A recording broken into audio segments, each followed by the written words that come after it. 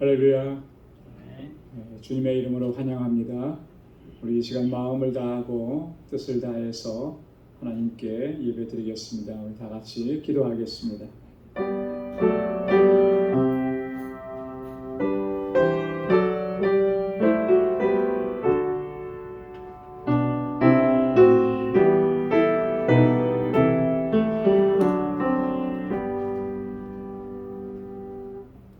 주 여호와여, 주는 나의 소망이시요 나의 어릴 적부터 의지시라. 내가 모태에서부터 주의 붙드신 바 되었으며 내 어미 배에서 취하여 내신 바 되었사오니 나는 항상 주를 찬송하리이다. 나는 무리에게 이상함이 되었사오나 주는 나의 견고한 피난처시오니 주를 찬송함과 주를 존숭함이 종일토록 내 입에 가득하리이다. 아멘. 은혜가 풍성하시고 자비하신 만군의 주 여호와 하나님 아버지, 오늘도 이 저녁 저희들을 주님의 보좌 앞으로 불러주시며 나를 구원하시고 날마다 은혜 베푸시고 믿음으로 승리의 삶을 살게 하신 여호와 하나님께 감사와 찬양과 영광을 올려드리게 하시니 감사합니다. 연약한 모습으로 아버지 하나님 주님 앞에 나왔습니다. 불쌍히 여겨주시고 주의 긍휼과 자비를 베풀어 주옵소서. 우리 온 마음을 다하여 하나님을 찬양하고 아버지께 영광 돌릴 수 있도록 성령께서 우리를 온전히 주장하여 주옵소서. 우리의 예배를 받아 주옵시고 오늘도 예비하신 주님의 은혜와 평강으로 가득히 채워 주옵소서. 예수님의 이름으로 기원하옵나이다. 아멘. 전능하사 천지를 만드신 하나님 아버지를 내가 믿사오며 그 외아들 우리 주 예수 그리스도를 믿사오니 이는 성령으로 잉태하사 동정녀 마리아에게 나시고 본디오 빌라도에게 고난을 받으사 십자가에 못 박혀 죽으시고 장사한 지 사흘 만에 죽은 자 가운데서 다시 살아나시며 하늘에 오르사 전능하신 하나님 우편에 앉아 계시다가 저리로서 산 자와 죽은 자를 심판하러 오시리라. 성령을 믿사오며 거룩한 공예와 성도가 서로 교통하는 것과 죄를 사하여 주시는 것과 몸이 다시 사는 것과 영원히 사는 것을 믿사옵나이다. 아멘. 찬양으로 하나님께 영광 돌리겠습니다. 정결한 마음 주소서.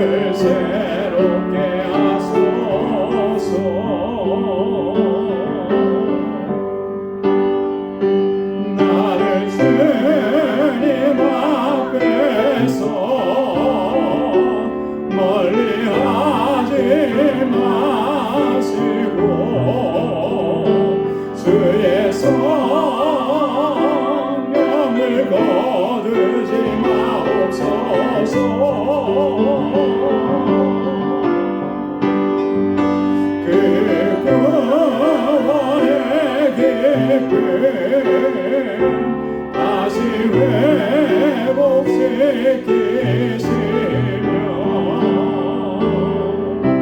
변치 않는 밤 새롭게 하소서.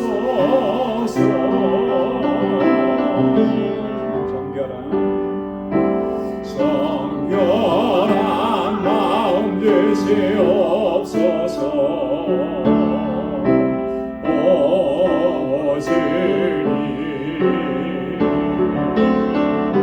정직한 영을 새롭게 하소서.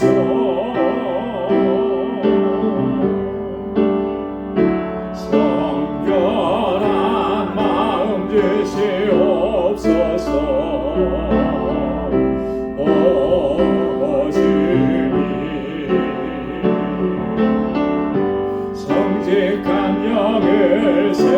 새롭게 하소서.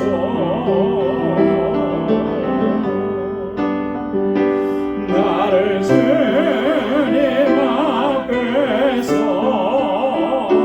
멀리하지 마시고 주의 성령을 거두지 마옵소서.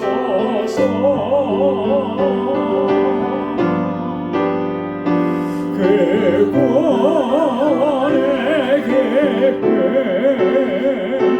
다시 회복시키시며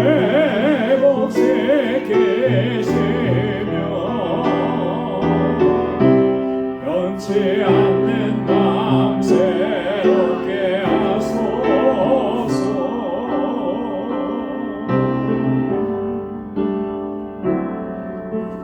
당신은 영광의 왕, 당신은 평강의 왕, 당신은 하늘과 땅의 주, 당신은 정의의 아들. 천사가 경배하고 예배하고 찬양하는 영원한 생명 말씀. 당신은 예수 그리스도 주, 당신은 영광의 왕, 당신은 영광의 왕, 당신은 평강의 왕, 당신은 하늘과 땅의 주, 당신은 정의의 아들. 천사가 겨를 끌고 예배하고 찬양하는 영원한 생명 말씀. 당신은 예수 그리스도 주. 호산나 다윗의 자손께, 호산나 영중의 왕, 높은 하늘의 영광을 예수 주 메시아네. 호산나, 호산나 다윗의 자손께, 호산나 영중의 왕, 높은 하늘의 영광을 예수 주 메시아네.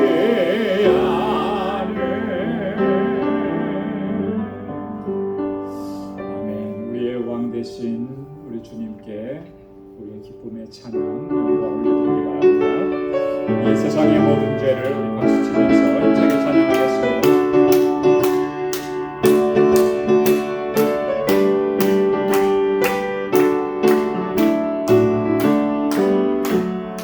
이 세상의 모든 죄를 밝히시는 주의 보혈, 성자 예수의 위한 피 찬송하고 찬송하네. 주님 앞을 멀리 떠나 길을 잃고 헤맬 때에 나의 길을 따라오사 죄인이 구원하셨구나. 빈보다도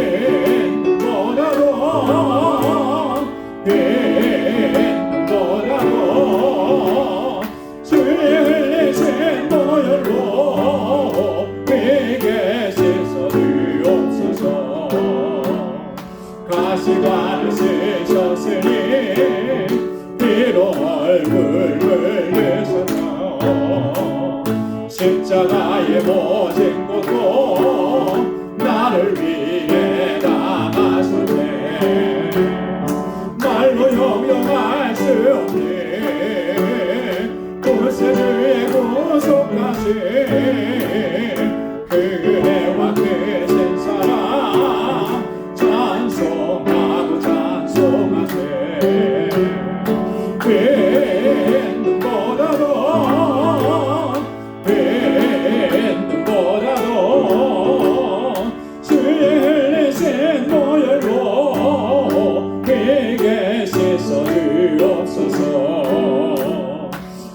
어디를 멀리 떠나 바른 길을 저버리고 여러 가지 죄악으로 수용같이 되셨으니 물 같은 것 가지고는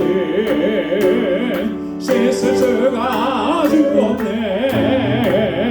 주여 귀한 고백비로 날 정결케 하옵소서. 긴 눈보다도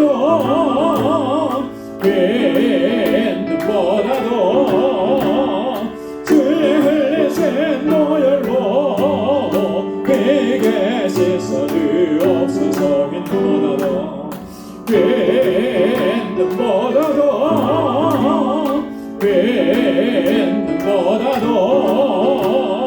주의 흘리신 노열로 내게 씻어주옵소서. 선한 목자 되신 우리 주 항상 인도하시고 방초 동산동 곳에서 우리 먹여주소서. 선한 목자 구세주여 항상 인도하소서.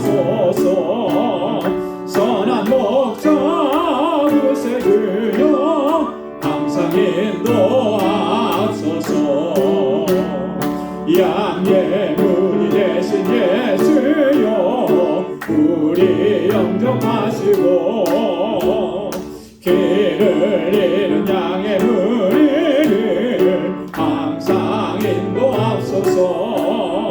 선한 목자 구세주여 기도 들어주소서. 선한 목자 구세주여 기도 들어주소서. 힘이 많고 약한 우리도 용감하여 주시고 주의 넓고 크신 은혜로 자유 얻게 하소서. 선한 목자 구세주여 지금 나아갑니다.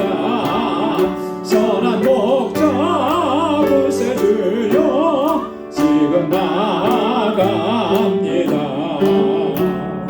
일찍 주의 뜻을 따라서 살아가게 하시고 주의 크신 사랑 베푸사 주를 좁게 하소서. 선한 목자 구세주여 항상 인도하소서. 선한 목자 구세주여 항상 인도하소서.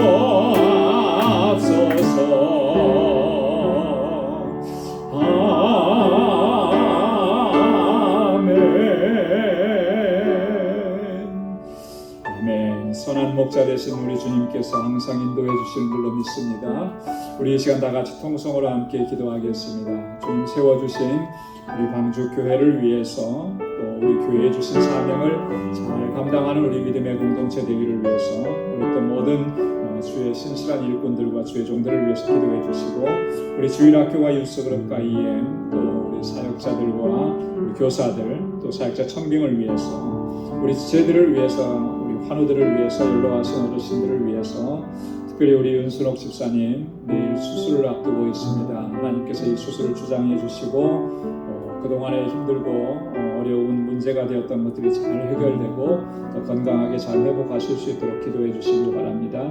우리 선교사님들을 위해서 또 우리 알라메다 방주교회 사역자들과 우리 정득수 선교사님 또 니카라과의 우리 임상순 선교사님 우리 정경하 선교사님 위해서 우리 박장한 선교사님 내일 다시 IT로 돌아가는데 귀한 사역을 위해서 함께 기도해 주시고 오늘 우리 가지고 나온 간절한 기도의 제목들 이 시간 함께 다같이 통성으로 기도하겠습니다. 하나님 아버지 감사합니다. 오늘도 주님께서 저희들을 사랑하시사 또 은혜 주시고자 이렇게 하나님을 경배하는 자리로 우리를 불러주시니 감사합니다. 늘 경배한 마음으로 사모하는 심령으로 주님께서 가까이 나아가는 저희들 되게 하여 주옵소서.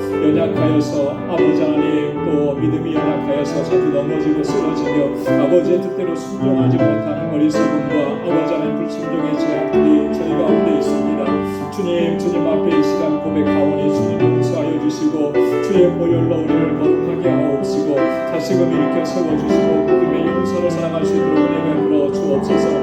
아버지 하나님 이 시간 주님 저희들 마음을 같이 하고 뜻을 같이 하여 주님 앞에 간절히 간구하고 기도합니다. 먼저 주님의 몸된 교회 우리 방주재단 주님 세우신 뜻을 잘 감당할 수 있는 믿음의 공동체가 되게 하옵시고 아버지 구원의 방주로서 이 사명을 잘 감당케 하여 주옵소서. 세상을 향하여서 진리의 등대가 되게 하시고 아버지 구원의 빛을 전하는 저희들 되게 하여 주옵시고 이 재단이 정말 하나님 믿음의 공동체로 아름다운 사랑의 공동체로 견고하게 서가도록 도와주옵소서. 늘 수고하고 애쓰고 아버지 주님 앞에 충성을 다하는 신실한 종들을 붙잡아 주시고 아버지 믿음을 더하시고 성령으로 충만하게 하옵시고 하나님 저희에게 지혜와 명철함을 허락하여 주시고 아버지 하나님 그 수고와 헌신을 통하여서 이 재단이 아름답게 세워져 가도록 도와주시고 아버지 하나님 이곳으로 자라는 어린 순명들 우리 사랑하는 학생들 우리 청년들 붙잡아 주시고 저들이 정말 믿음 안에서 견고하게 서서 이 세대 가운데 아버지 하나님 앞에 귀한 일꾼들로 쓰임받도록 도와주시고 아버지 하나님 저희를 위해서 수고하고 애쓰는 모든 교사들에게 하나님 은혜 더하시고 주의 복으로 함께하여 주옵소서. 아버지 하나님 정말 말씀의 사역자를 주님 보내어주셔서 저들이 하나님의 말씀으로 잘 양육받고 견고하고 든든하게 써갈 수 있도록 도와주시고 우리 예수님과 예미 날로 부름하고 성장케 하옵소서. 우리 사랑하는 지체들을 위해서 기도합니다. 우리 믿음의 형제와 자매들 곤고한 가운데서 부르짖는 주의 자녀들을 기억해 주옵시고 저들이 아버지 하나님 주의 연약함 가운데서 부르짖사오니 주님 치료하여 주옵시고 아버지 모든 무거운 짐들을 다 주님 앞에 내려놓게 하시고 주님의 주시는 참 평안을 누릴 수 있도록 도와주시고 아버지 하나님 귀한 사명을 잘 감당하는 하나님의 귀한 종들이 되게 하여 주옵소서. 우리 연수령 집사님 내일 수술을 앞에 두고 있습니다. 하나님 주께서 주장하여 주옵소서. 하나님 주께서 역사하여 주옵소서. 의사들의 손길에 맡기지 마옵시고 주님께서 친히 진도하여 주시고 아버지 하나님 어려운 수술이라고 합니다. 주님 역사하시고 깨끗하게 하나님 아버지 하나님 그 아픈 부분들이 해결되고 아버지 하나님 수술 이후에도 잘 아버지 하나님 회복하여서 강건하도록 주님 인도하여 주시옵소서. 아버지 하나님 우리 선교사님들을 위해서 기도합니다. 주의 복음을 들고 나아가서 복음을 전하고 주의 사랑을 전하는 귀한 종들에게 하나님 능력과 권능으로 함께 하시고 그 사에게 필요한 모든 것들을 채워 주옵소서. 우리 알라메다 방주교회 주님 세우셨습니다. 그 지역의 영혼들을 하나님 주님 앞으로 인도하는 이 사명 잘 감당하는 아버지 귀한 재단 되게 하옵시고 우리 정육수 선교사님과 함께하는 모든 동역자들 한 사람 한 사람 능력의 장중에 붙들어 주시고 특별히 아버지 안토니오와 루스에게 하나님 능력과 권능으로 던집혀 주옵소서. 오 하나님 아버지 하나님 사랑하는 주의 종들에게 능력과 권능으로 함께 하시길 간절히 원합니다. 오 하나님 아버지 시간도 주님 앞에 저희들 간절한 기도의 제목을 가지고 나와 부르짖고 간구합니다. 사랑하는 주의 종들의 그 간절한 마음의 소원과 기도의 제목마다 하나님의 선하신 응답을 허락하여 주셔서 매일매일의 삶이 하나님 주님의 임재 가운데 살아가는 삶이요 주님의 역사하심 가운데 아버지 하나님 살아가는 삶이 되도록 인도하여 주옵소서. 오늘도 말씀 앞에 저희들을 세워주시니 감사합니다. 우리 마음밭이 하나님 아버지 잘 기경된 좋은 땅과 같은 밭이 되게 하소서. 오늘도 주신 말씀으로 인하여서 새롭게 되며 아버지 하나님 주님의 주시는 은혜 안에서 새로운 결단과 각오로 설 수 있도록 하나님 은혜 베풀어 주시옵소서. 모든 감사와 찬양과 영광 아버지 앞에 올려드립니다. 예수님의 이름으로 간절히 기도드리옵나이다. 아멘.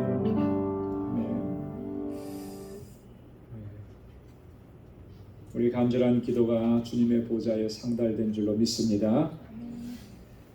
이제 우리 함께 말씀을 묵상하겠습니다. 오늘 묵상할 하나님 말씀은 고린도전서 제1장 10절에서 17절까지 말씀입니다. 고린도전서 제1장 10절에서 17절까지 말씀 한 절씩 교독하겠습니다. 형제들아 내가 우리 주 예수 그리스도의 이름으로 너희를 권하노니 다 같은 말을 하고 너희 가운데 분쟁이 없이 같은 마음과 같은 뜻으로 온전히 합하라.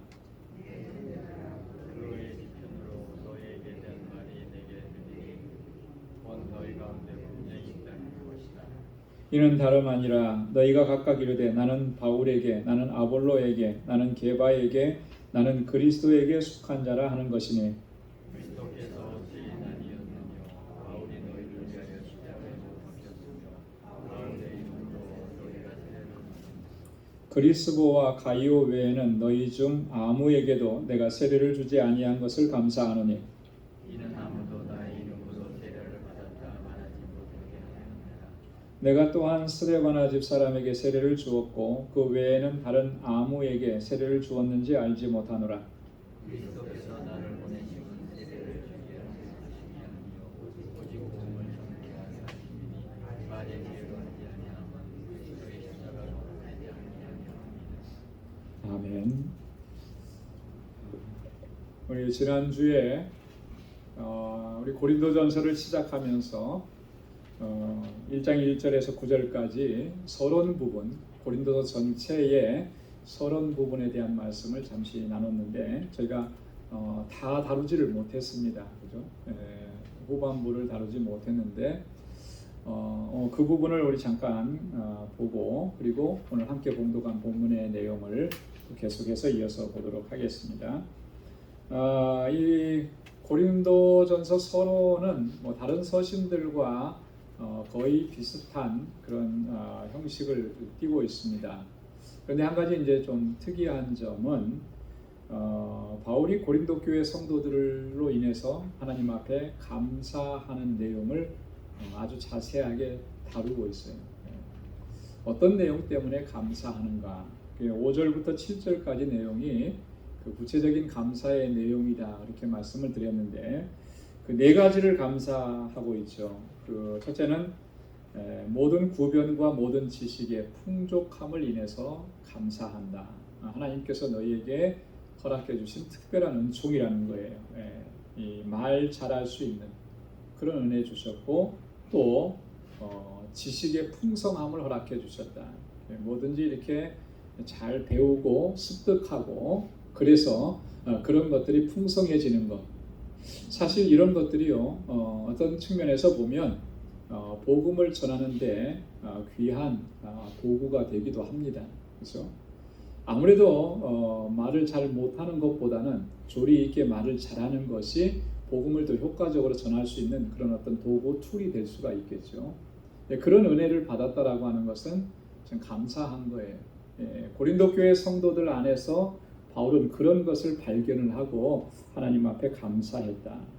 두 번째는 그리스도의 증거가 너희 중에 견고케 됨을 인해서 감사한다. 물론 이 고린도 교회가 많은 문제들을 안고 있었지만 여러분 고린도 교회는요 바울이 이곳에서 교회를 개척하고 적지 않은 시간 동안에 여기서 목회를 하면서 하나님의 말씀으로 그들을 양육했습니다. 대략적으로 한 1년 6개월 동안 이렇게 바울이 목회하면서 교회를 든든하게 세워간 거예요.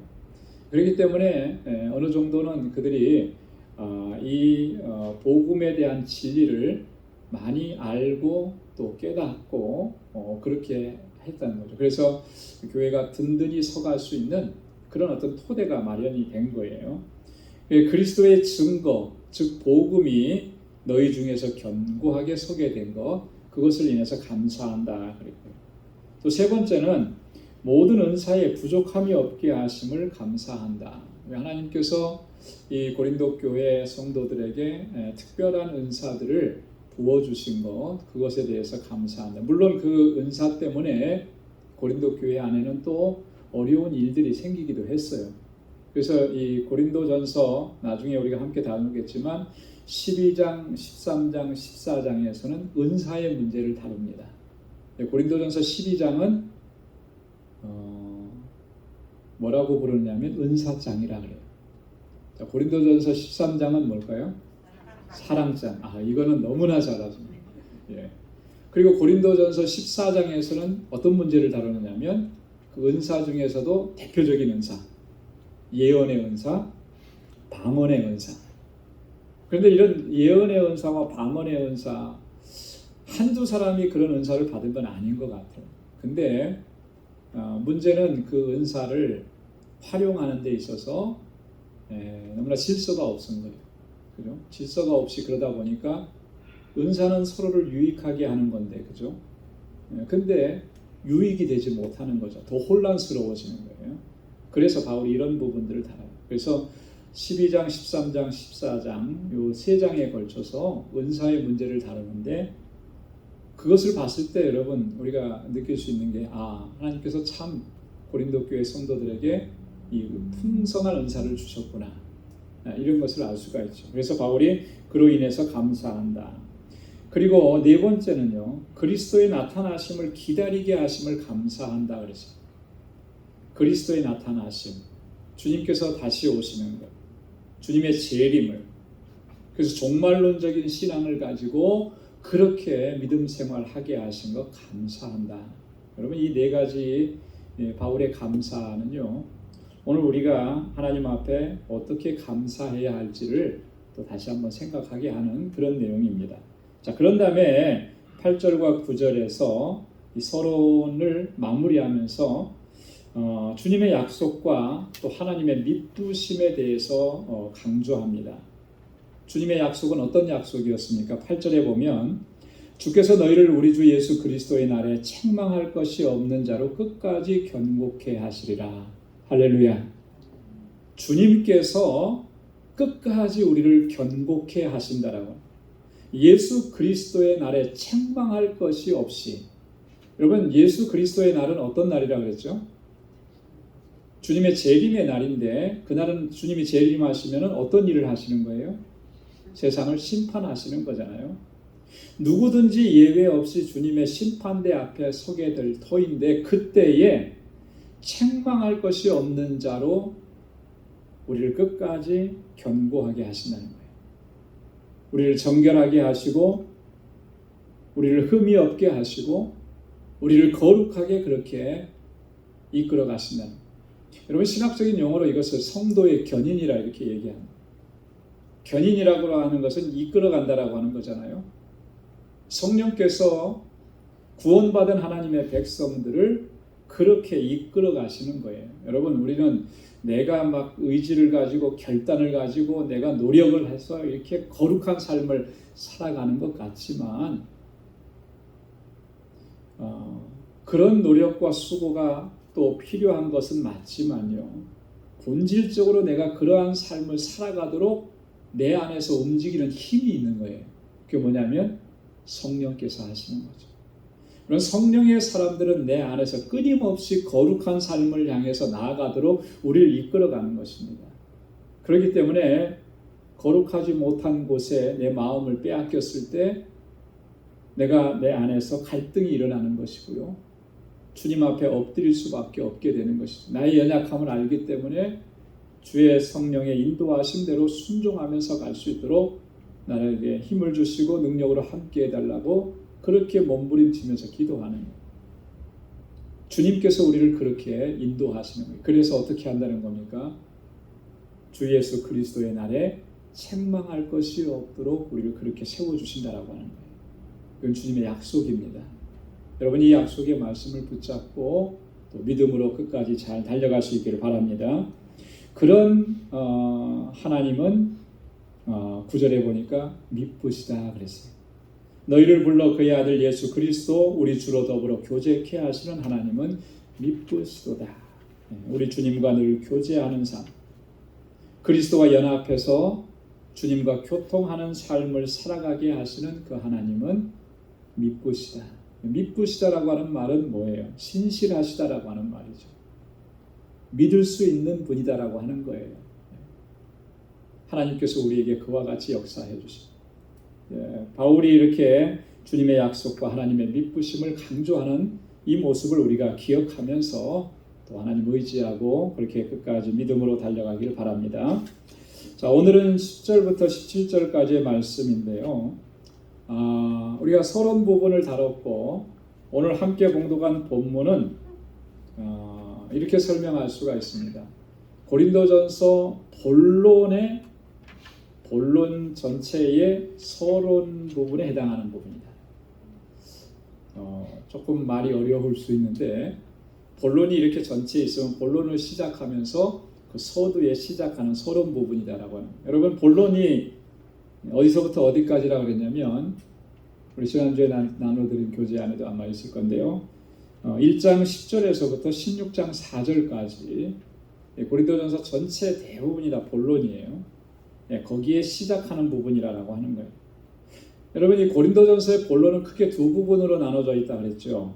첫째 부분은 1장 10절에서 6장 20절까지 이 고린도 교회가 당면하고 있는 이런 문제들에 대해서 바울이 책망하고 권고하는 내용이에요. 그 첫 번째 문제가 오늘 다루고 있는 문제입니다. 이게 뭐냐면 분쟁에 관한 것들이죠. 자, 그리고 두 번째는 7장 1절에서부터 16장 4절까지 두 번째 부분인데, 이 고린도 교회 성도들이 바울에게 질문한 내용들이 있어요. 신앙생활과 교회 생활에 대해서 그런 것들을 답변 형식으로 바울이 편지를 써서 보낸 것입니다. 그게 이제 두 번째 파트에 나와 있습니다. 자, 오늘은 이 고린도 교회가 당면하고 있는 가장 심각한 문제, 이 분쟁에 대한 문제인데요. 이 부분은 오늘 본문의 말씀만으로 해결된 게 아니고 4장 21절까지 1장, 2장, 3장, 4장, 4장에 걸쳐서 이 문제를 다룹니다. 이게 얼마나 심각했는지를 우리가 잘 알 수가 있는 거죠. 자, 그 중에 오늘 서론 부분인데, 먼저 바울이 결론적으로 온전히 합하라 이렇게 얘기합니다. 결론부터 얘기하는 거예요. 너희는 온전하게 합해야 된다. 자, 우리 10절 말씀을 한번 같이 읽어볼까요? 다 같이요. 시작. 형제들아, 내가 우리 주 예수 그리스도의 이름으로 너희를 권하노니 다 같은 말을 하고 너희 가운데 분쟁이 없이 같은 마음과 같은 뜻으로 온전히 합하라. 한번 따라서 해보시기 바랍니다. 온전히 합하라. 온전히 합하라. 하나 되라는 거예요. 어떻게 하나 되라는 거예요? 온전히 하나 되라. 근데 바울이 이런 권고를 주 예수 그리스도의 이름으로 너희를 권한다 그랬습니다. 이건 바울의 어떤 생각을 가지고 너희가 그렇게 돼야 되는 거 아니냐 이렇게 얘기하는 게 아니라는 거예요. 주님의 이름으로. 주님의 이름이라고 하는 것은요, 주님의 능력과 주님의 권세예요. 주님의 이름에 나타난 주님의 권세로 또 주님의 권위로 너희에게 권고한다. 그렇게 바울이 이야기하는 것입니다. 여러분, 이 주님의 이름이 가진 그 능력이라고 하는 것, 그 권세라고 하는 것은 정말 무한한 거예요. 우리가 예수님의 이름을 부르는데 과연 그 예수님의 이름을 어떻게 믿고 부르고 있는지, 그리고 그 예수님의 이름을 통해서 어떤 권세와 능력을 우리가 경험하고 사는지, 여러분, 주님의 이름에 담긴 그 능력과 권세와 권위를 우리가 늘 경험하면서 사는 삶, 그것이 바로 정말 믿음으로 승리하는 삶인 줄로 믿습니다. 그래서 예수님은요, 예수님의 이름으로 행할 때에 어떤 역사가 나타나고 어떤 능력이 나타나는지를 분명하게 우리에게 말씀을 해주셨어요. 마가복음 16장 17절에 여러분 거기 기록해 드렸는데 우리 한번 다 같이 읽어보도록 하겠습니다. 믿는 자들에게는 이런 표적이 따르리니 곧 저희가 내 이름으로 귀신을 쫓아내며 새 방언을 말하며 뱀을 집으며 무슨 독을 마실지라도 해를 받지 아니하며 병든 사람에게 손을 얹은즉 나으리라 하시더라. 아멘. 자, 귀신을 쫓아내는데 무엇으로요? 예수 그리스도의 이름으로. 주님의 이름으로 명령하면 귀신도 쫓겨나고, 주님의 이름으로 손을 얹으면 병자가 나음을 입고, 주님의 이름으로 무슨 독을 마실지라도 해를 받지 아니하고. 여러분, 예수님의 이름의 능력은 우리 가운데서 이런 역사가 이루어지는 거예요. 그래서 그 말씀 붙잡고 그 말씀에 담겨진 주님의 권위와 권세를 가지고 세상에 선포하고 증거하면서 그렇게 능력 있는 삶을 살아가야 마땅한 줄로 믿습니다. 그래서 오늘 바울이 예수님의 이름으로 너희를 권한다. 여러분, 권한다라고 하는 이 말은요, 권면한다라고 하는 그런 뜻도 있지만 또 한 가지 뜻이 있어요. 그게 뭐냐면 간청한다, 탄원한다. 그러니까 바울이 어떤 심정으로 지금 오늘 이 말을 고린도 교회 성도들에게 하고 있는지가 잘 드러나 있는 거죠. 단순하게 권면하는 것이 아니라 간절한 마음으로 그들에게 부탁을 하고 간청을 하는 거예요. 너희가 정말 그렇게 분쟁 가운데 휩싸여서 그 어렵고 또 위험한 상황에 처하면 안 된다라고 하는 거죠. 너희가 온전히 하나 되고 한 마음이 되고 한 뜻이 되어야 된다라고 합니다.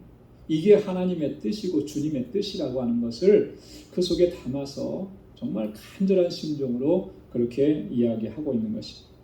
온전히 합하라 그랬습니다. 온전히 합하라. 이 온전히 합하라라고 하는 이 헬라어 단어의 의미는 주로 성경에서는 이런 의미로 사용이 됐어요. 어떤 거냐면 첫째는 찢어진 그물을 꿰매는 것, 찢어진 그물을 깁는 것. 그래서 마태복음 4장 21절에 보면 이런 말씀이 기록되어 있는데요. 거기서 더 가시다가 다른 두 형제 곧 세베대의 아들 야고보와 그 형제 요한이 그 붙인 세베대와 한 가지로 배에서 그물 깁는 것을 보시고 부르시니, 여기에서 그물 깁는 것이라고 쓴 요 헬라어 단어가 바로 온전히 합하라고 하는 이 헬라어 단어와 같은 단어를 사용하고 있다라고 합니다. 찢어진 그물은 그대로 놔두면 어떻게 됩니까? 갈수록 더 크게 찢어지겠죠. 나중에는 그래서 쓸모가 없이 됩니다. 그것을 꿰매지 않으면 쓸 수가 없는 거예요. 마찬가지라는 거죠. 교회가 이렇게 분쟁하고 이렇게 서로 갈라지게 되면 주님 앞에서 그 사명을 감당할 수가 없다라고 하는 거죠. 어떤 것도 붕괴되어져 버리고 파괴되어져 버린다는 거예요. 그래서 무슨 일이 있어도 그런 일은 막아야 되는 것입니다. 그래서 하나 되라고, 온전히 합하라고 이야기하는 것이고요. 또 한 가지 다른 의미는 뭐냐면 부족한 것을 채운다라고 하는 의미가 그 뜻에 담겨져 있어요. 그래서 데살로니가전서 3장 10절에 보면 주야로 심히 간구함은 너희 얼굴을 보고 너희 믿음의 부족함을 온전케 하려 함이라 그랬습니다. 바울이 데살로니가 교회 성도들에게 그들을 위해서 편지를 보내면서 내가 정말 너희의 얼굴을 보고 간절히 간구하는데 그렇게 너희를 보기를 간구하는 것은 너희 믿음의 부족함을 온전하게 채우기 위함이다. 그래서 여러분, 온전히 합하라고 하는 말은 부족한 것을 채운다라고 하는 그런 의미를 담고 있는 거예요. 여러분, 이 부족한 부분을 채워줘야 하죠. 그래야 온전히 하나가 될 수가 있는 거예요. 여러분, 어떤 사람은 온전하고 퍼펙트하고 어떤 사람은 좀 부족해요. 그 상태로는 여러분 온전히 하나가 될 수가 없는 거예요. 여러분, 그 달리기 할 때 보면 2인 삼각 경주라는 게 있잖아요. 그죠? 2인 삼각 경주가 뭔지 아시죠? 두 사람이 서로 다리를 맞대고 두 다리를 묶는 거예요. 그리고 같이 뛰게 하는 거예요. 그러면 다리가 몇 개가 되는 거예요? 실제로는 4개지만 3개가 움직이는 것 같은 거예요. 근데 이게 보폭을 잘 맞추고 리듬과 박자를 잘 맞춰야만 갈 수가 있어요. 그런데 이게 안 맞으면 나는 좀 빨리 뛸 수 있다고 해서 빨리 뛰어가고 그 사람은 조금 늦게 뛰는데 그 사람 생각 안 하고 혼자 뛰어가면 어떻게 되겠습니까? 마음 먹은 대로 가지도 못하고 몇 발짝 가지 못하고 넘어지게 되는 거예요. 그럼 경주에서 치죠. 이 성격 급한 사람들이 이제 그런 일을 많이 겪더라고요. 내가 좀 빨리 뛸 수 있어도 내 옆에 같이 있는 짝이 그만큼 못하니까 거기에 맞춰줘야 되는 거예요. 그래야만 제 속도로 달려갈 수가 있게 되는 거죠. 이런 의미예요. 부족한 부분들을 채워줘야만 온전히 하나가 되고 그래서 주님께서 주신 사명을 잘 감당할 수 있다라고 합니다. 자, 이렇게 온전히 합하기 위해서 같은 말을 하고 같은 마음을 갖고 같은 뜻을 가져야 된다라고 해요. 여러분이 같은 말, 같은 마음, 같은 뜻이라고 하는 것은 여러분 이거 우리 하나 꼭 기억해야 되는데요. 이거는 신앙의 획일성을 이야기하는 건 아니에요. 다 똑같은 색깔을 가져야 된다. 신앙의 취향이 다 똑같아야 된다. 그것을 의미하는 것은 아니라고 합니다. 그거는 획일적인 거죠. 획일적인. 여기서 말하는 것은 통일성이라고 하는 겁니다. 각각의 생각은 달라도, 그죠? 각각의 어떤 신앙의 모습은 달라도 그리스도 안에서 비전이 같고 목적이 같고 의견이 같고 의도가 같은 것, 바른 분별력을 갖는 것이 같은 것, 그것을 의미하는 거예요. 이게 통일성이라고 하는 거예요. 같은 말이라고 하는 것은 의견을 얘기하는 것이고, 같은 마음이라고 하는 것은 옳고 그름을 분별할 수 있는 그 기준이라고 하는 거예요. 기준이 같아야 되잖아요. 여러분, 옳고 그름을 분별하는데 그 기준이 서로 달라버리면 어떻게 되겠습니까? 여러분, 한국에도 보니까 미국도 마찬가지지만 한국에는 유난히 그 이단 시비, 한국교회 이단 시비가 많은데요. 교단이 너무 많잖아요. 얼마나 많은 교단이 있는지 몰라요. 교단이 많으니까 이단을 분별하는 기준이 다 달라요. 그래서 어떤 교단에서는 이단이라고 그러고 어떤 교단에서는 이단이 아니라고 그러고 어떤 교단에서는 교제를 금한다 그러고 이게 서로가 다 다른 거예요. 자, 그러니까 한국이 더더욱이나 이단이 더 횡행하는 것 같아요. 이런 걸 의미해요. 여러분, 옳고 그름을 분별할 때 그 기준이 같아야 되잖아요. 근데 그 기준은 뭐가 기준이겠습니까? 하나님의 말씀이 기준이 되는 것이죠. 네. 같은 뜻을 갖는다라고 하는 것은 목적이 같다라고 하는 거예요. 의도가 같다라고 하는 것입니다. 그래야만 온전히 합해서 하나됨을 통해서 하나님께 영광을 돌리게 돼요. 그래서 여러분, 우리가 신앙 공동체 안에서 우리 서로 의견이 같은지, 또 서로 마음이 같은지, 또 서로 목적과 의도하는 바 뜻이 같은지를 늘 살피고 주님의 말씀 안에서 그렇게 하나됨을 이루어가는 우리 모두가 될 수 있기를 소망합니다. 자, 바울이 두 번째로는 11절부터 16절까지는 바울이 책망하고 또 권고하는 내용인데요. 11절에는 바울이 분쟁의 소식을 접하게 된 경위를 간단하게 설명을 합니다. 내 형제들아, 글로에의 지편으로서 너희에게 대한 말이 내게 들리니 곧 너희 가운데 분쟁이 있다는 것이라. 고린도 교회 안에 분쟁이 있다는 소식을 어떻게 들었느냐? 글로에의 집 사람들로부터 들었다. 글로에라고 하는 사람은 성경에 여기만 등장하는 인물이라서 잘 우리가 알 수는 없습니다. 그런데 그 이름을 통해서 보면 그가 어떤 사람이었는지를 조금 짐작을 할 수가 있다라고 하는 거예요. 글로에라고 하는 말은 이 당시에 그 농사를 헬라 지역에서 농사를 짓는 여신이 있었는데 그의 별명이 테메텔이라는 별명을 가지고 있는데 그 이름의 뜻이라고 하는 거예요. 자, 이것을 보면은 여신의 별명을 자기의 이름으로 쓰고 사용했다라고 하면 그가 얼마나 그 신을 섬기는 일에 정말 얼마나 진심이었는지, 그 집안이 어떤 집안이었는지를 잘 알 수가 있는 거죠. 근데 그가 복음을 접하고 그리스도인으로 주님 앞에 나온 그런 사람, 그리고 신실하게 하나님을 섬겼던 사람이에요. 분쟁에 대한 소식을 그 사람을 통해서 들었습니다. 이 분쟁이라고 하는 말, 이것은요, 찢어지는 것을 의미합니다. 스키스마라고 하는 헬라어 단어를 쓰는데 옷감 같은 것이 이렇게 쫙 뜯어내면은 둘로 쪼개지고 찢어지는 것처럼 그런 것을 이 분쟁이라는 단어로 사용을 했습니다. 분쟁의 양상이 어떻게 드러났는가? 12절에 보면 이는 다름이 아니라 너희가 각각 이르되 나는 바울에게, 나는 아볼로에게, 나는 게바에게, 나는 그리스도에게 속한 자라 하는 것이니. 여기서 이제 우리가 바울파, 아볼로파 이런 얘기들을 많이 하는데요.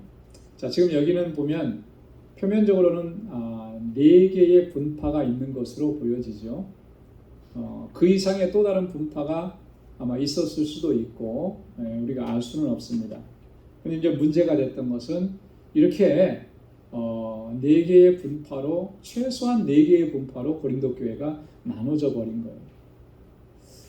실제로 바울이, 아볼로가, 게바가 그런 일을 했다 이런 의미는 아니에요. 그죠? 이미 바울도 고린도 교회를 떠나 있었고 아볼로도 떠나 있고, 이 편지를 바울이 쓸 당시에 아볼로는 고린도에 없었어요. 에베소에 있었습니다. 우리 다음에 또 뒤에 좀 얘기하겠습니다. 게바는 누구죠? 베드로잖아요. 그죠? 베드로. 베드로도 이 고린도 교회에 지금 있지 않은 거예요. 만약에 계시다면 그리스도파였으니까 그리스도는 계셨겠죠. 자, 그런데 이게 뭘 얘기하느냐면 이러한 사람들을 중심으로 파당이 형성이 되었다라고 하는 거예요. 이러한 사람들을 추종하는 사람들의 모임으로 이렇게 서로 이렇게 갈라졌다. 아마 그 중에서도 가장 주류적인 파당을 형성했던 파가 아마 바울파가 아니었을까. 왜 그렇습니까? 바울이 고린도 교회를 개척했잖아요. 어디든지 보면 개척 멤버들이 아주 그 힘을 막 쓰고 위세를 나타내고 그러는 것 같아요. 네, 이 바울을 추종하는 사람들은 그런 거예요. 바울이 우리 교회를 개척하지 않았느냐. 그리고 바울을 변론하고 바울을 보호합니다. 왜요? 바울이 사실 어디 가서든지 복음을 전하면서 어려움을 겪은 일이 하나 있어요. 그게 뭐냐면 사도권의 문제. 그죠? 당시 그 사도라고 하면은 예수님의 12 제자를 의미했는데 바울은 그 안에 들지 않았는데 내가 왜 사도라고 하느냐. 이런 바울의 사도직에 대해서 공격을 많이 받았는데 이 바울파에 속했던 사람은 바울을 적극적으로 변호했던 거죠. 그래서 이 고린도 교회에서 아마 정치적으로 치면 제1 여단 이렇게 이름을 붙일 수가 있을 거예요. 자, 아볼로라고 하는 사람은 어떤 사람이었다고 했죠? 아볼로는 북아프리카에 알렉산드리아라고 하는 도시가 있습니다. 여기 출신인 유대인이에요. 그러니까 디아스포라 유대인인데 이 사람은 굉장히 학문이 많아요. 사도행전 18장에 아볼로에 대해서 잠깐 나오는데 그런 학문이 많고 성경에 능통하고 여기서 성경은 구약 성경을 의미해요. 그리고 아주 웅변가예요. 말을 참 잘합니다. 그 사람들을 설득을 잘하고. 자, 그런데 그리스도 복음에 대해서는 많이 취약했어요. 약했어요. 그래서 브리스길라와 아볼라가 이 아볼로를 데려다가 그리스도의 복음을 그에게 자세하게 가르쳐줬죠. 그것을 굉장히 빨리 습득을 해요. 그래서 나중에 이 아볼로가 고린도 교회에서 귀한 사역을 감당하죠. 고린도전서 3장 16절 뒤에 나오는데 바울이 그렇게 얘기합니다. 나는 심었고 아볼로는 물을 주었으며. 네, 이렇게 고린도 교회에서 귀한 사역을 감당하는데 고린도 교회가 점점 이런 문제들로 분쟁이 일어나니까 이 아볼로가 이 고린도 교회를 떠납니다. 피해요. 그래서 어디로 가냐면 에베소로 갑니다. 에베소에는 누가 있어요? 지금 바울이 에베소 교회를 개척하고 거기서 사역을 합니다. 자, 얼마나 그 분쟁하는 모습이 심각했으면 자기를 추종하는 사람들로 인해서 분쟁이 또 생겨난 거잖아요. 그러니까 그 자리를 떠나는 거예요. 바울이 아볼로를 권면합니다. 고린도 교회에 가서 다시 사역을 하는데 지금은 내가 그럴 뜻이 없다 이렇게 얘기해요. 우리 고린도전서 16장 12절 맨 끝에 보면 이렇게 형제 아볼로에 대하여는 저더러 형제들과 함께 너희에게 가라고 내가 많이 권하되 지금은 갈 뜻이 일절 없으나 기회가 있으면 가리라. 바울이 많이 권했잖아요. 그죠? 당신이 가서 이 문제를 잘 수습해 보십시오. 아마 이렇게 권했을 것 같아요. 근데 그게 얼마나 이 부담이 되고 심적으로 힘들었으면 바울이 이렇게 여러 번 얘기하는데도 지금은 갈 뜻이 없다 이렇게 얘기하는 거죠. 그만큼 이 고린도 교회의 분쟁이 심각했다라고 하는 것을 알 수가 있습니다. 게바파는 바울파잖아요. 아마도 이 부류에 속했던 사람은 베드로에게 세례를 받은 사람이었거나 아니면 바울의 사도권을 인정하지 않는 사람들이 모여서 형성한 분파일 것이다. 이렇게 추정을 해봅니다. 그리고 그 유대 율법주의를 아직도 버리지 못한 그런 사람들이에요. 초대교회 안에는 이 유대인들 중에 개종한 사람들이 많았는데 여전히 율법주의를 추구하는 사람들도 있었다라고 하는 거죠. 그 사람들의 모임이 아마 게바파였을 것이다. 왜 여기서 세례의 문제를 제가 얘기하느냐면요. 바로 이 뒤에 보면 이 분파와 파당이 나누어진 것이 세례와 무관하지 않기 때문에, 그래서 이후에 바울이 계속해서 뭐에 대해서 얘기해요? 세례에 대해서 이야기를 합니다. 자, 그리스도파라고 하는 이 파는 아마도 당시의 예루살렘 교회의 리더로서, 지도자로서 사역을 감당하고 있었던, 누가 지도자의 역할을 감당했나요? 예수님의 동생 야고보가, 그리고 그의 형제들이 예루살렘 교회의 중추적인 지도자 역할을 했습니다. 아마 그래서 그 사람들을 추종하는 사람들의 모임, 그래도 주님의 형제들인데 이렇게, 그리고 이 세 분파 안에는 본인들이 속하지 않으니까 이 세 분파와 대항하는 그런 어떤 세력을 형성한 그룹들, 자신들은 이름을 붙이려고 하니까 뭐를 붙여야 되겠어요? 그리스도, 우리는 그리스도께 속한 자라, 이렇게 이름을. 어쨌든 간에 이런 분파를 형성한 것은 너무나 위험한 거였어요. 그 위험성을 13절에서 바울이 그렇게 얘기합니다. 그리스도께서 어찌 나뉘었느냐? 바울이 너희를 위하여 십자가에 못 박혔으며 바울의 이름으로 너희가 세례를 받았느냐? 바울이 여기서 또다시 한번 세례에 대해서 얘기를 하죠. 이런 분쟁은 어떤 위험이 있다는 거예요? 그리스도의 몸된 교회를 나누는, 찢어지게 하는, 갈라지게 하는 그런 위험성이 있다라고 하는 거예요. 우리는 다 그리스도 안에서 한 형제고 자매고 한 가족인데 그것을 깨트린다라고 하는 거죠. 자, 그리고 또 하나의 위험성은 바울이 너희를 위하여 십자가에 못 박혔느냐? 내가 너희를 위해서 십자가에 못 박혔느냐? 이게 뭘 의미하는 거겠어요? 우리를 위해서 십자가에 못 박히신 분은 누구예요? 예수님이잖아요.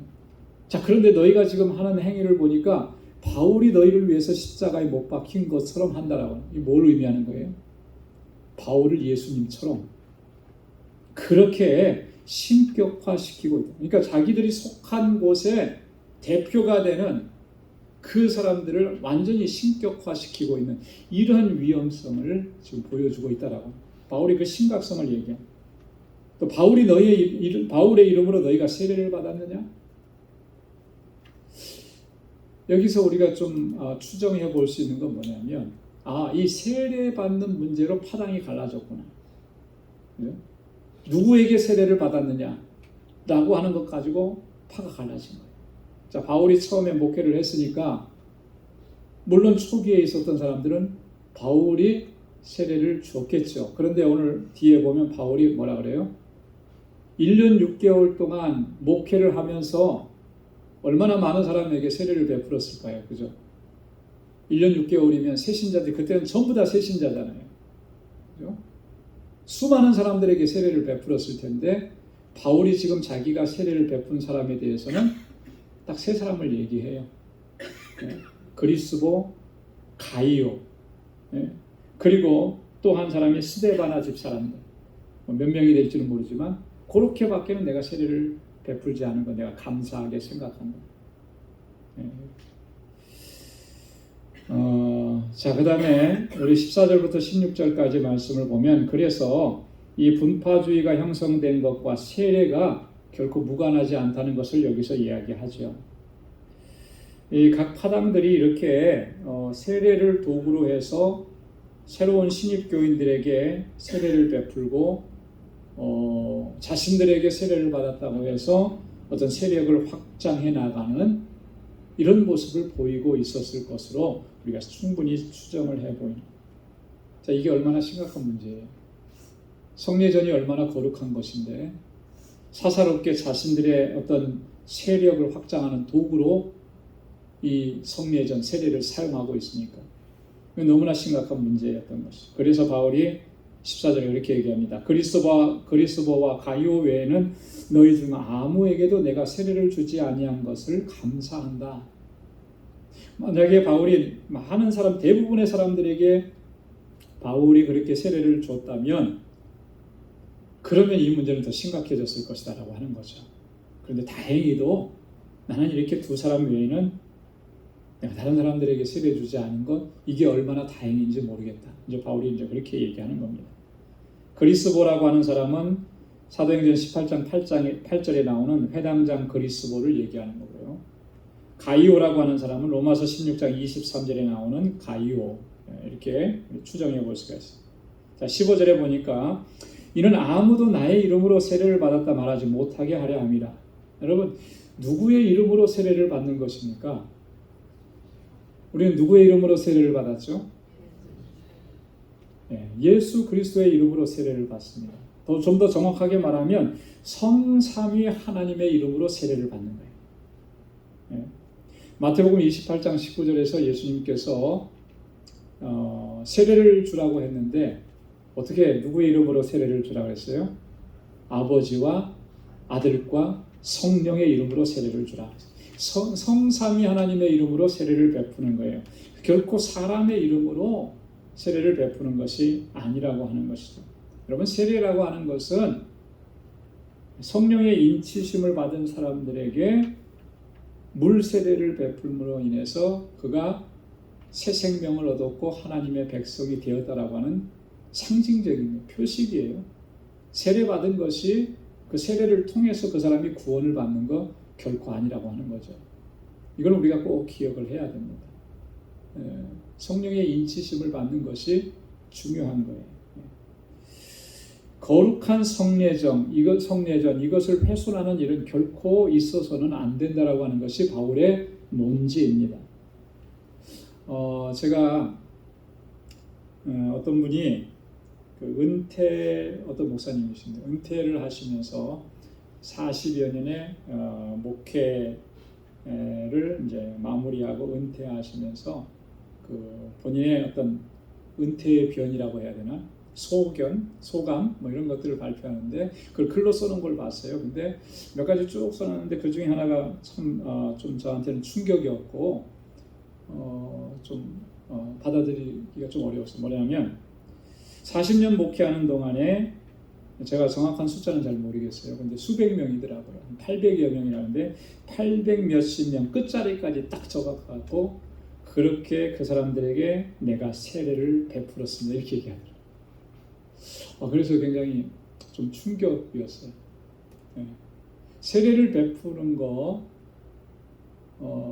그것은 세례 받는 사람이 있었기 때문에 주님의 이름으로 세례를 베푼 것인데 그것이 어떻게 나의 공로가 되고 나의 자랑이 될까? 뭐 그럴 수는 없는 거 아니에요. 좀 충격이었습니다. 우리가 주님의 일을 하면서 이렇게 생각하기가 쉬운 거예요. 이것을 우리가 항상 경계해야 해요. 그죠? 주님께서 하신 일이고 특별히 세례는 주님의 거룩함이 그곳에 드러난 일인데 어떻게 그것을 내가 했다고 이렇게 이야기할 수 있을까? 지금 이 고린도 교회 안에 분쟁의 원인이 된 것이 바로 그런 거라는 거예요. 이 사람은 바울파에 속해서 바울이 세례를 준 사람이에요. 이 사람은 우리 게바파에 속해서 게바를 통해서 세례를 받은 사람입니다. 이런 것 가지고 자랑하는 거예요. 이것 가지고 서로 분쟁이 일어난 것이죠. 여러분, 이것은 우리가 철저하게 경계해야 하는 것입니다. 그래서 16절에 바울이 또 그랬습니다. 내가 또한 스데바나 집 사람에게 세례를 주었고 그 외에는 다른 아무에게 세례를 주었는지 알지 못하노라. 좀 이상하죠. 앞에서는 두 사람밖에 얘기 안 했는데 아마도 이 편지를 쓰다가 한 사람이 더 생각났던 것 같아요. 맞아. 스데바나 집 사람에게도 내가 세례를 베풀었지. 그렇게 쓴 거예요. 여러분, 스데바나라고 하는 사람이 어떤 사람이죠? 여러분 혹시 기억나세요? 아주 오래전에 제가 이 스데바나 집 사람들에 대해서 설교를 한번 했던 적이 있어요. 한 10 몇 년 된 것 같아요. 자, 그러니 여러분 기억 못 하시겠죠? 자, 이 스데바나라고 하는 사람이 어떤 사람이냐면 고린도전서 16장 15절 16절 보면 형제들아 스데바나의 집은 곧 아가야의 첫 열매요. 아가야 지방에서 첫 번째로 예수님을 영접한 사람이라고 하는 거예요. 그걸로 끝나지 않고요. 또 성도 섬기기로 작정한 줄을 너희가 아는지라. 성도를 섬기는 일, 교회 안에서 이렇게 섬김의 사역을 감당하는 일에 정말 최선을 다했던 사람인 것. 우리가 바울이 이렇게 증거를 하고 있습니다. 여러분, 첫 번째로 내가 예수 믿었다. 이것도 참 중요한데요. 더 중요한 건 뭐냐면 정말 지금까지 주님의 뜻을 쫓아서 그렇게 정말 사명을 감당하고 주님께서 주신 일들을 잘 감당하고 있느냐, 이것이 더 중요한 거예요. 성도 섬기는 일에 최선을 다하는 이 스데바나 집 사람들처럼 우리도 그 믿음으로 끝까지 주님을 섬겨야 할 줄로 믿습니다. 자, 마지막으로 17절에 결론적으로 이렇게 얘기합니다. 우리 한번 같이 읽어보도록 하겠습니다. 그리스도께서 나를 보내심은 세례를 주게 하려 하심이 아니요 오직 복음을 전케 하려 하심이니 말의 지혜로 하지 아니함은 그리스도의 십자가가 헛되지 않게 하려 함이라. 아멘. 자, 이 마지막 결론 부분이 너무나 중요한 거예요. 자, 내가 그렇게 하지 않는 것, 말의 지혜로 하지 않는 것, 그리스도의 십자가가 헛되지 않게 하려 합니다. 여러분, 우리가 뭐든지 여러분 그리스도의 십자가가 헛되지 않게 여기에 우리가 포커스를 맞춰야 돼요. 자, 이걸 다른 말로 얘기하면 그리스도의 십자가가 헛되게 하는 일들이 충분히 있을 수 있다라고 하는 거죠. 이 고린도 교회 성도들이 지금 분쟁 가운데 휩싸인 것은 바로 그런 일들, 그런 결론을 향해서 지금 가고 있다라고 하는 것을 이야기하는 것입니다. 헛되다라고 하는 것은 텅 비게 만든다라. 채워져야 되는 거 아니에요?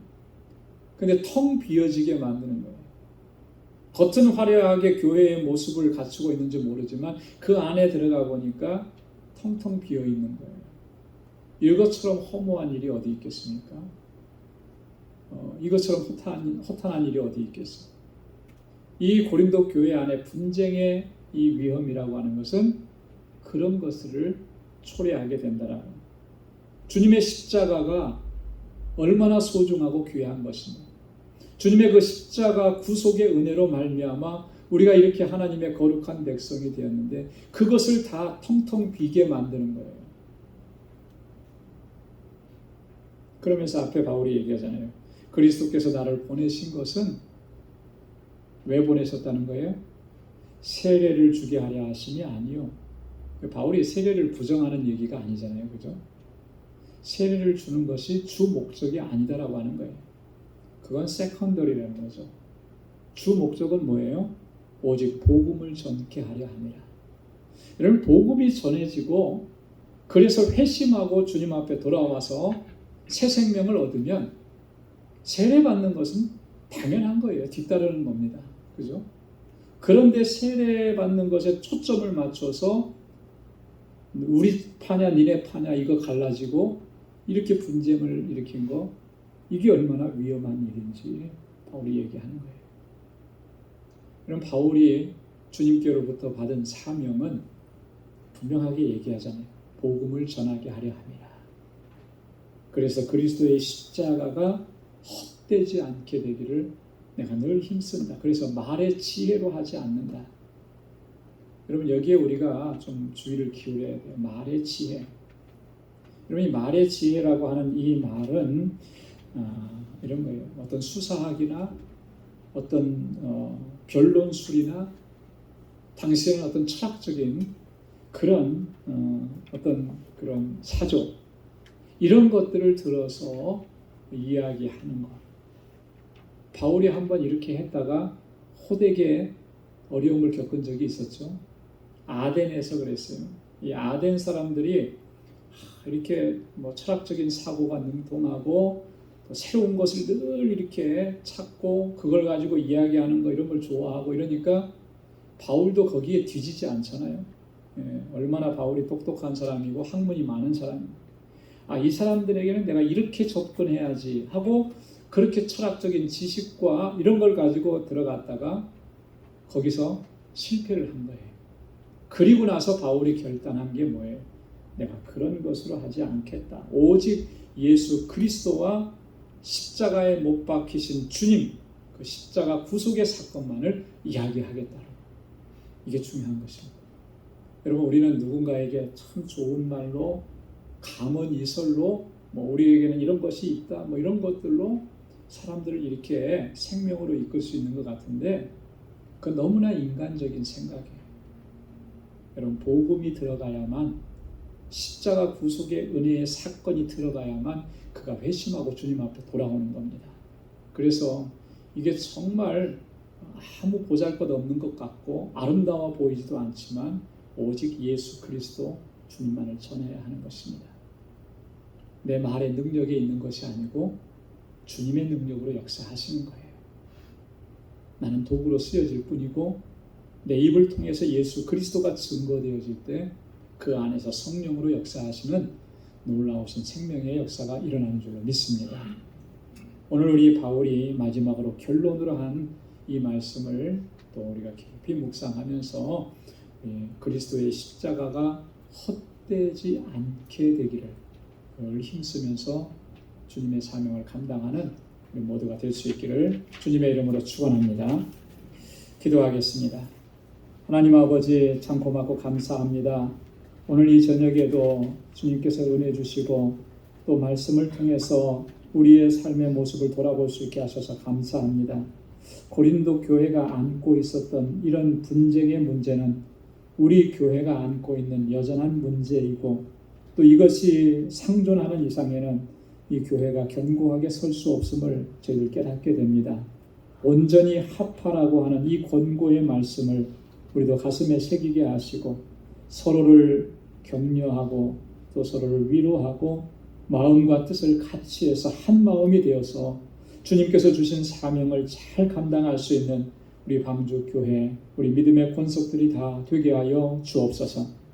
이제는 우리 주 예수 그리스도의 무한하신 은혜와 하나님 아버지의 크고 놀라우신 사랑과 성령의 위로 교통 충만하심의 역사가 주님의 뜻대로 주님의 주신 사명을 감당하기로 결단한 우리 방주의 모든 믿음의 권속들과 저들의 가정과 직장, 생업의 터전과 학업 위에 이제로부터 영원까지 함께 하시기를 간절히 축원하옵나이다. 아멘.